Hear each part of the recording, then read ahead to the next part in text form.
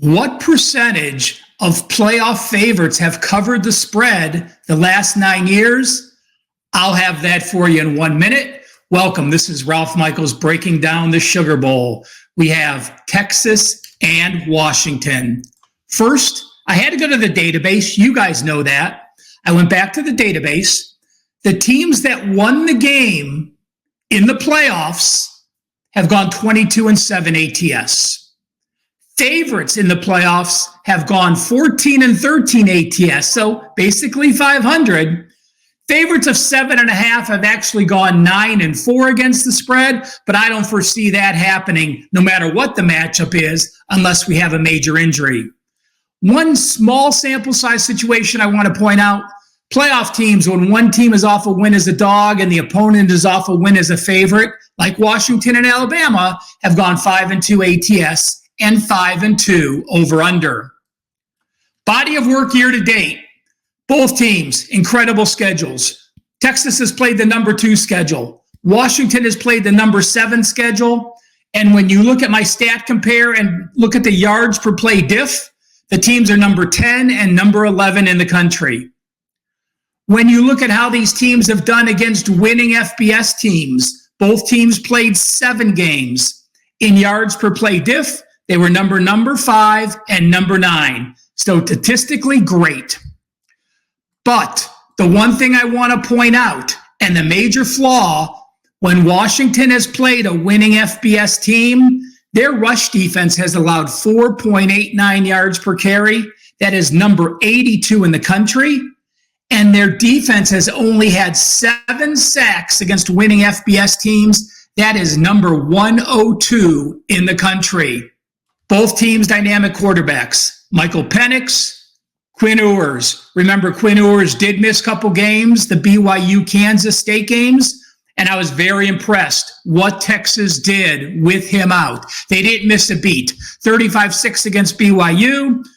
Kansas State was a bit of a struggle on the scoreboard, 33-30, but the offense put up 478 yards, and they held Kansas State to 369 yards. Ewers returned after that, but they did lose Jonathan Brooks. Brooks missed the last 3 games, still put up 1,138 yards, 6.1 yards per carry. But boy, Baxter and Blue have been good fill-ins. So Texas more balanced, dynamic run game, a solid O-line, incredible wide receivers that people don't talk about with Worthy and Mitchell. In Washington, we clearly have a pass-first offense. They average 4.5 yards per carry, 28 carries, 125 yards. Passing-wise, they're completing 67%, and they're passing for 344 yards per game. So I look at the situation and the matchups. I look at what Washington did in offense this year. They were actually number 11, 96 yards per game, above average against their opponents.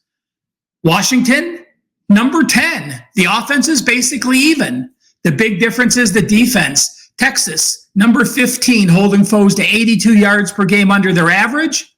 Washington, a very pedestrian 54th in the country, looking at what their defense did versus an opponent's average. I do think Washington will be able to throw the ball against Texas. You can't run against Texas. Listen, Pro Football Focus listed their DTs number 1 and number 2 in the entire country as the best defensive tackles in the game. That's why Texas is allowing 2.9 yards per carry and 2.3 yards per carry down the stretch. But they have given up 62.7% completions the last 4 weeks. So I do think Washington and Penix can move the ball.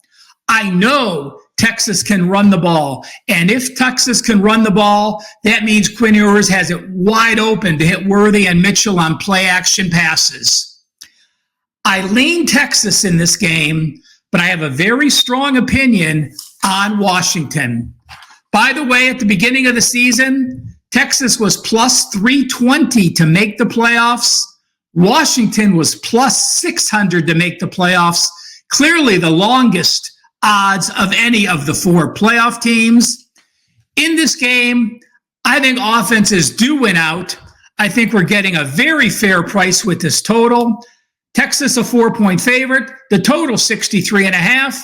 Opinion Texas Strong opinion over in the Superdome. Enjoy the playoff games. It's been a great 2023 college football season. I appreciate you taking the time to watch these videos. I'd also greatly appreciate hitting that like button, helping us out at Wager Talk, sharing all the great video content with all these great handicappers. I'd like to wish you and your families a very happy and safe New Year's holiday. And again, thanks for watching.